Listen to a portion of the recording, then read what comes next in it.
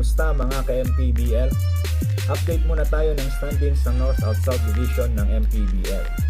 Sa North Division, number 1 pa rin sa North Division ng MPBL at sa buong liga ang Pampanga Giant Lanterns na may record na 24 wins at 2 losses.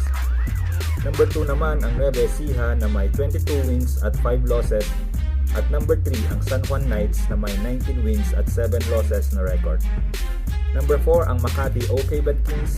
Number 5 ang Caloocan Batang Kangkalu. Number 6 ang Pasig. Number 7 ang Pasay Voyagers.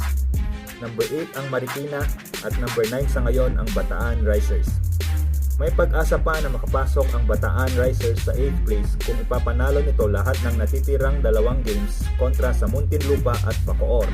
At kung matatalo ng isa ang Marikina kontra sa Quezon o sa San Juan. Sa South Division naman tayo mga ka-MPBL. Number 1 ang Bacoor City Strikers sa South Division sa may record na 22 wins at 4 losses. Number 2 ang Batangas City. Number 3 ang General Santos. Number 4 ang Zamboanga. Number 5 ang Quezon Huskers. Number 6 ang Muntinlupa Cagers. Number 7 ang Imus SB Squad.